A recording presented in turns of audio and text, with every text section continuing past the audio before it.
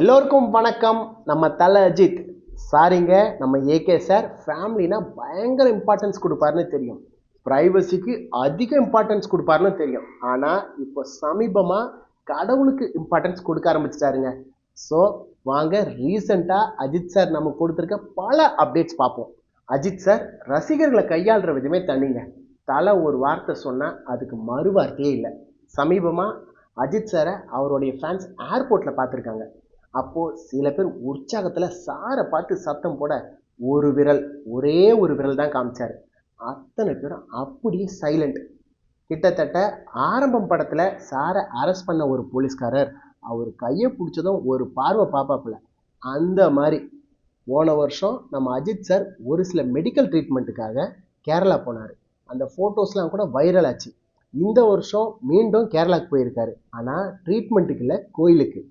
கேரளாவில் பாலக்காடு பக்கத்தில் இருக்க பெரும்பாவூர் ஊட்டுக்குளங்கார பகவதி அம்மன் கோவில் இருக்குது.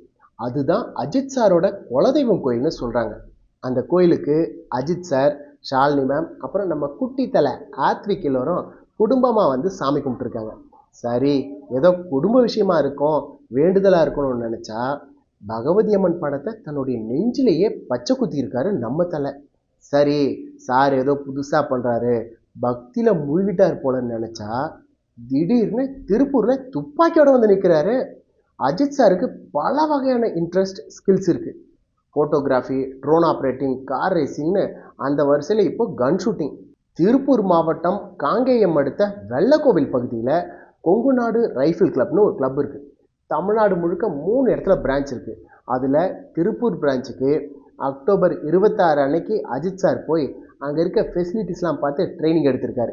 இதுக்கு முன்னாடி Ajith sir state level gun shooting கேமில் 4 கோல்டு மெடல், 2 பிரான்ஸ் வாங்கினது உங்கள் எல்லாருக்கும் ஞாபகம் இருக்கும்.